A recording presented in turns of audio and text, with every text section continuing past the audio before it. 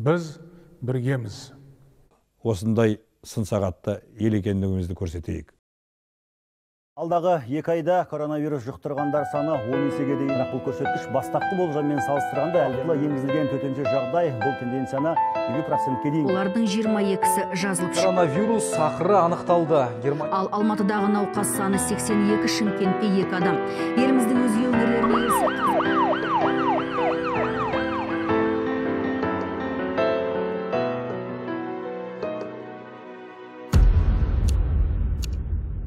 Жанымда, қанымда ірілік, сын сәтте қалмаймыз кідіріп. Жиылып боламыз айдын көл, жұмылып боламыз жұдырып. Бәріміз біргеміз,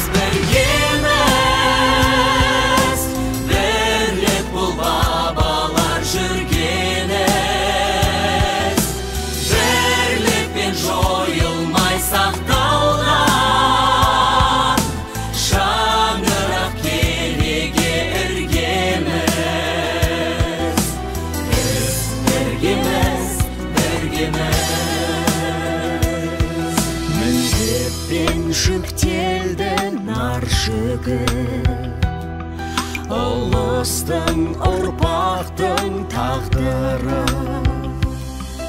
Қымбатты біз үшін әр адам, қымбатты денінің саулығы.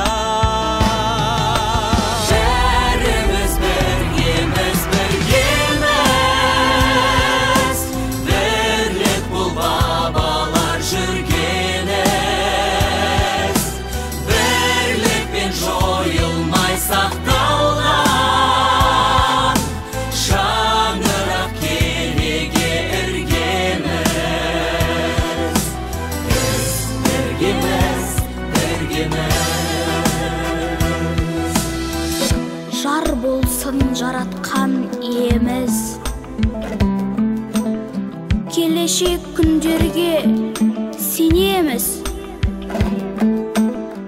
Біз осы бірліктен айнымай,